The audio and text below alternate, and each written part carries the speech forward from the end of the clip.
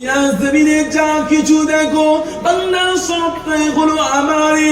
আমার বান্দা দুনিয়া জমিনে বড় বড় যারা নিজেকে খোদা দাবি করেছিল তাদের অস্তিত্ব মিটে গিয়েছে, তাদের ক্ষমতা মিটে গিয়েছে। দুনিয়া জমিনে এমন করে ইতিহাস গাওয়া দিতে লাগে। তৎকালীন সময় নবী মুসা আলাইহিস সালাম যখন এই হকের কথা বলেছিলেন, লাইল কথা বলেছিলেন, ওই সময় ফেরাউন আমার নবী মুসাকে মিটানোর জন্য বিরোধিতা করতে লেগেছিল গো। কিন্তু আমার নবী পাককে আল্লাহ পাক জানিয়ে দিয়েছিল, হে নবী মুসা রে, আমি আল্লাহ পাক তোমার সঙ্গে রয়েছি। আল্লাহ কোথায় যাব? সামনে তো এমন করে নীল নদী, পিছনে তো ফিরআউনের লস্কররা, আল্লাহ মারা যাব, কোথায় যাব? আমার আল্লাহ পাক জানিয়ে দিতে লাগলেন, হে নবী মুসা, তোমার হাতে ওই আশা লাঠিটা নীল নদীতে ফেলে দিয়ে দাও। 12টা রাস্তা আল্লাহ পাক বানিয়ে দিতে লাগে। নবী মুসা যেতে ভয় করে, নদী ছিল কখন কেমন করে কখনো বা রাস্তা হয়ে যায়, আবার রাস্তাটা বা মিশে পারি না হয়ে যায়। আল্লাহ পাক ফেরেশতা জিবরাইলকে রাস্তা দিয়ে ছুট করিয়ে দেয়। নবী মুসা আলাইহিস সালাম পিছু ধরে চলে যায়। আমার আল্লাহ পাক হুকুম করে, হে নবী মুসা, তোমার সঙ্গীরা সবাই কি নীল নদীর রাস্তা পার হয়ে গিয়েছে? আল্লাহ পাক সকলে পার হয়ে গিয়েছে। নবী মুসাকে বলতে লাগলেন, হে আমার নবী মুসা রে, তোমার আশা বাড়ি লাঠিটাকে তুলে নাও। নবী মুসা তুলে নিতে লাগে। আর ফেরাউনের সৈনিকরা নীল নদে ডুবে এমন করে মারা যেতে লাগে।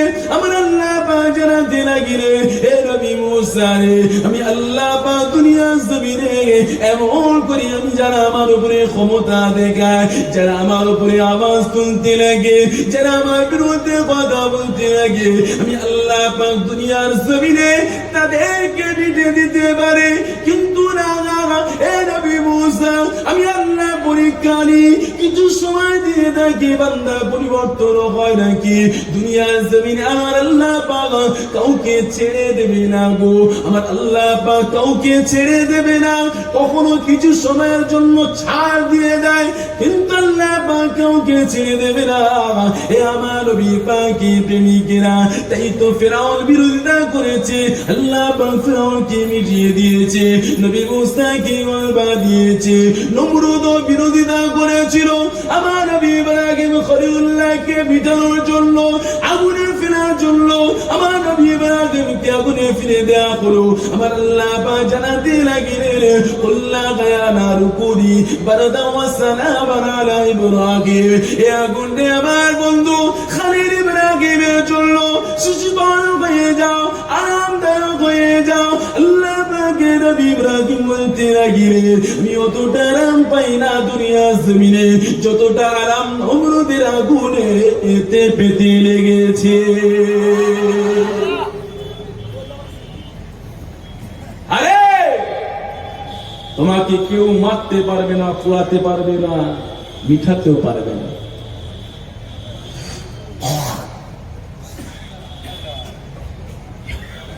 মিঠাতে পারবে না, সেদিনও আগুন। তাহলে আমার নবী ইব্রাহিমকে মিঠাতে পারত, আগুনের কোনো ক্ষমতা নেই। হুকুম কার হতে হবে? কথা বলে, কার হুকুম হতে হবে? আল্লাহ।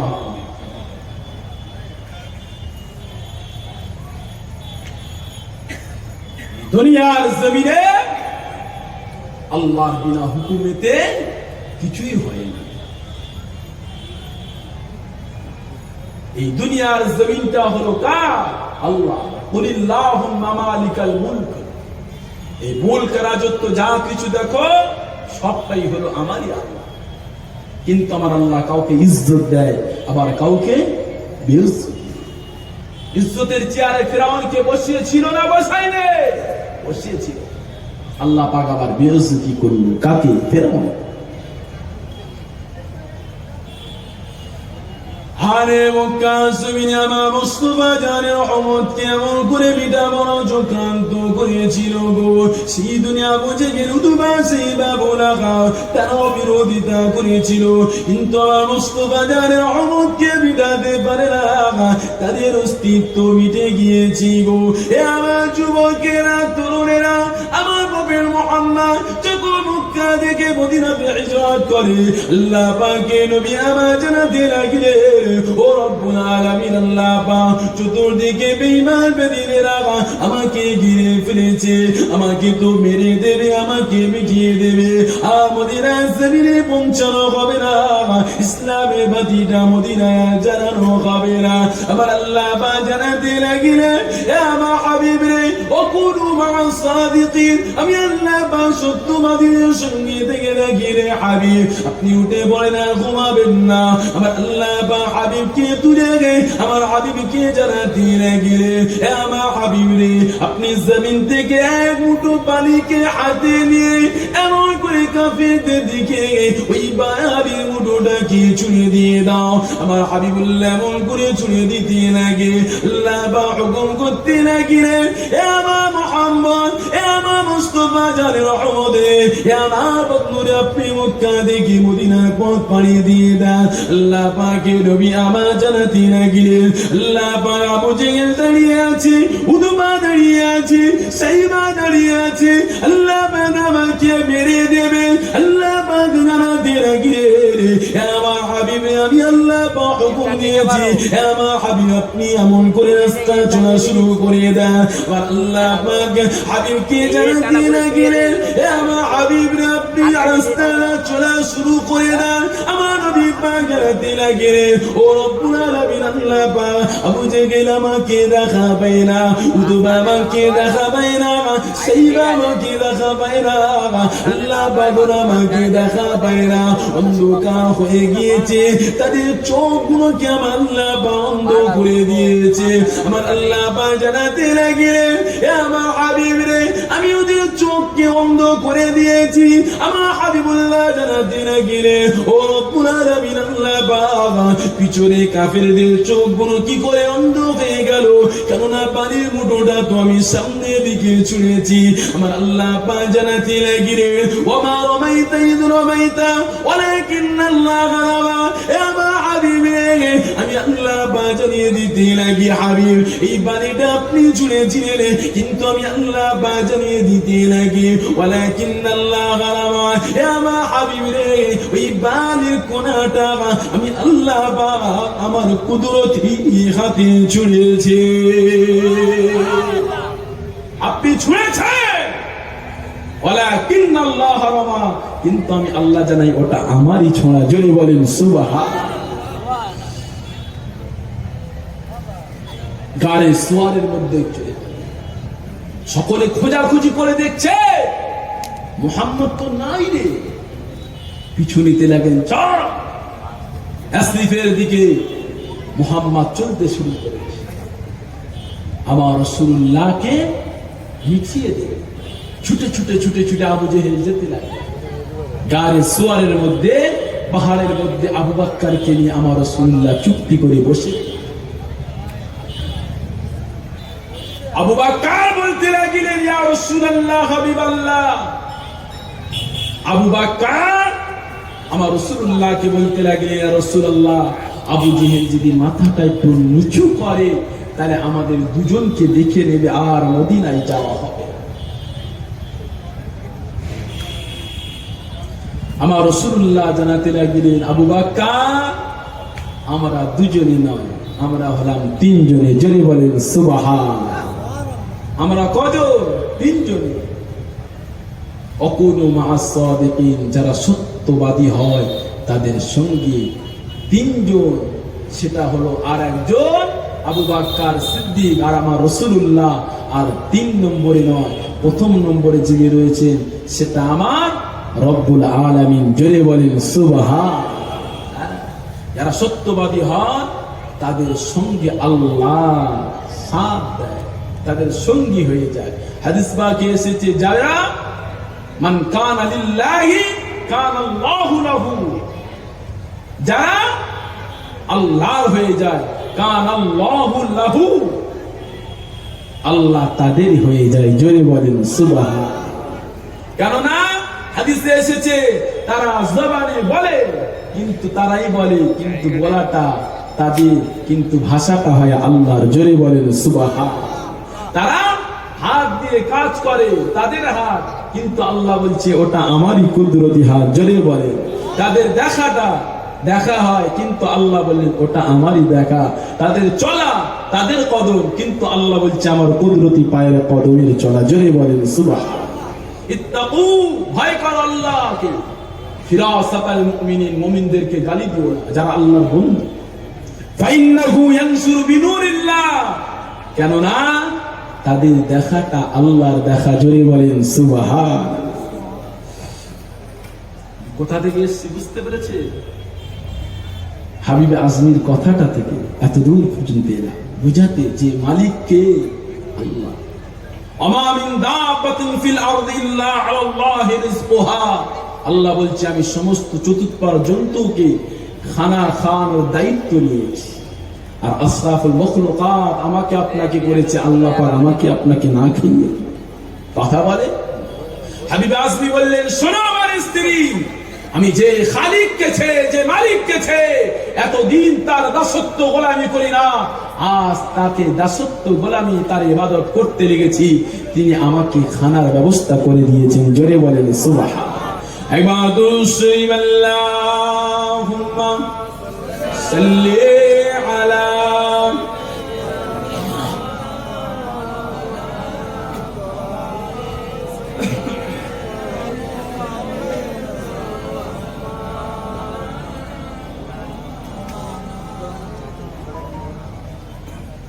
प्यारा नबी, प्यारे नबी, चाँद जैसे वो नबी, चाँद से आला नबी, चाँद जैसे वो नबी, चाँद से आला नबी, तेरे प्यारे नाम पर हो जाओ फिदा नबी, प्यारे नबी, प्यारे नबी, चाँद जैसे वो नबी, चाँद से आला नबी, चाँद जैसे वो नबी, चाँद से प्यारा नबी, तेरे प्यारे नाम पर हो जाओ फिदा नबी। आए जिब्राइल नबी आपको सलाम किया, आए जिब्राइल नबी आपको सलाम किया, रात है मेराज की आपको पैगाम दिया, रात है मेराज की आपको पैगाम दिया, अल्लाह ने बुलवाया गे चल पड़े आला नबी, अल्लाह ने बुलवाया गे चल पड़े आला नबी, तेरे प्यारे नाम पर हो जाओ फिदा नबी, प्यारे नबी, प्यारे नबी, चाँद जैसे वो नबी, चाँद से आला नबी, चाँद जैसे वो नबी, चाँद से प्यारा नबी, तेरे प्यारे नाम पर हो जाओ फिदा नबी, प्यारे नबी, प्यारे नबी।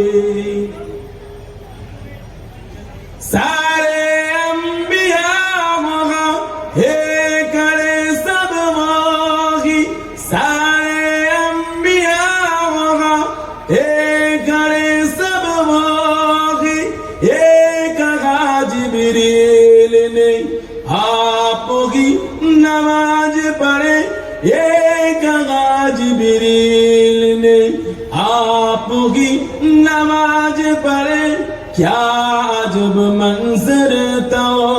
मस्जिद अक़सा नबी क्या अजब मंजर था मस्जिद अक़सा नबी तेरे प्यारे नाम पर हो जाओ फिदा नबी प्यारे नबी प्यारे नबी चाँद जैसे वो नबी चाँद से आला नबी तेरे प्यारे नाम पर हो जाओ फिदा नबी अल्लाहुम्मा सल्ली अला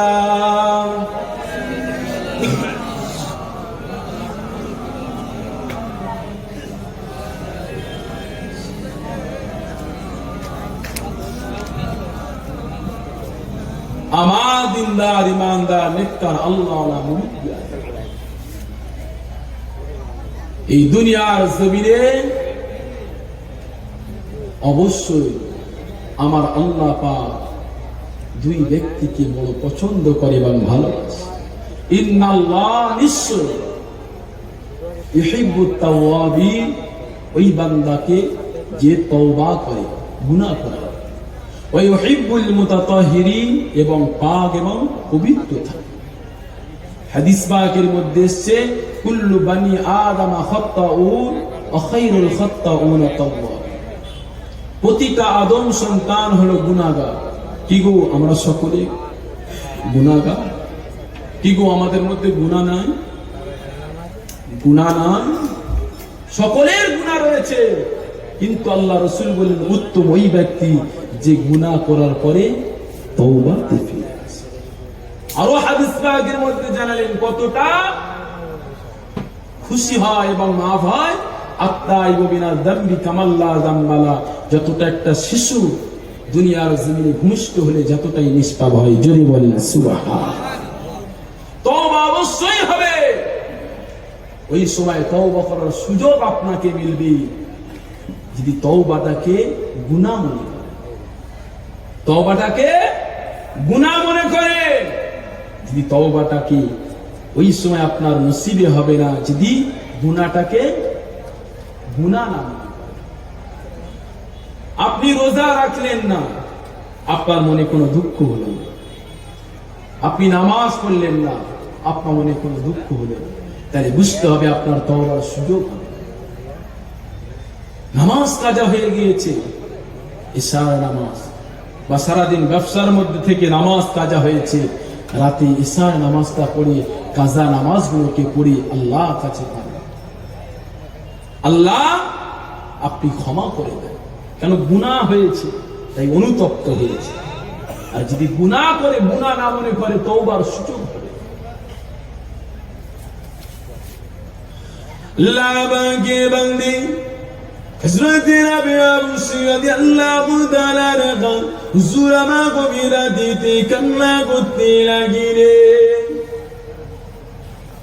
এ যুবকেরা তরুণেরা লাবাকে গরিবাদ নিরাবিয়া বসি হুজুর আমার এমন করে দুনিয়া জমিনে একটা মালিকের কাছে গোলামতি করত দুনিয়া জমিনে একটা মানুষের কাছে গোলামতি করত এ যুবকেরা তরুণেরা রাবিয়া বসি হুজুর আমার গভীরাতে উঠে কান্না করতে লাগিলেন ওই সময় মুনিবটা দেখতে পেরে যে রাবিয়া বসি ঘর থেকে একটা কুড়িয়ে ঘর থেকে একটা কান্নার আওয়াজ ভেসে আসতে লাগে রাবে একটা কান্না করতে লাগে যে কান্নার মধ্যে এমন করে কারোর সঙ্গে কথা বলতে লাগে আর নিজেকে কাগিত বিনীতি করে নিজেকে ছোট মনে করতে লাগে এতটা বড় গুনাহগার মনে করতে লাগে এ যুবকেরা পরের দিন সকাল হয়ে যায় রাবে আবসি মানে জিজ্ঞাসা করে এ রাবে আরে তুমি কত রাত্রিতে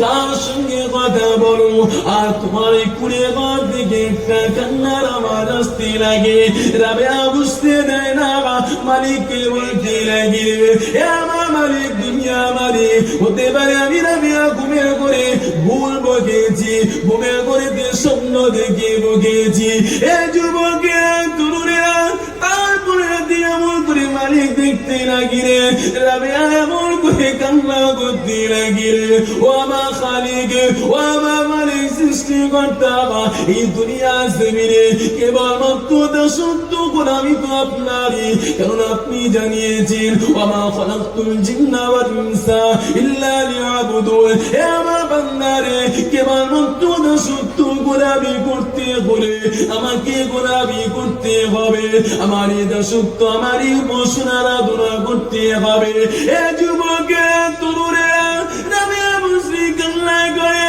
আমার মালিক রে আপনার জমিনে দেখে আপনার জমিনে দেখে অতএব আপনার জমিনে দেখে সবটাই অনুভব করি আপনার আমদ তথাপি আপনার গোলামি আপনার দাসত্ব করতে পারি না কেননা আমার খালিক আপনি তো আমি অন্তর্যামী ইন্নাল্লাহ গালিবুম বিযাতিস সুদূর আমার খালিক বাবুরে আপনি তো অন্তরের খবর জানেন আমি দুনিয়া মালিকের কাছে গোলাম হয়ে গিয়েছি আমি একটা কিনা গোলাম তাই দুনিয়া মালিকের কাছে কাজে ব্যস্ততাতে আমার আসরের নামাজটা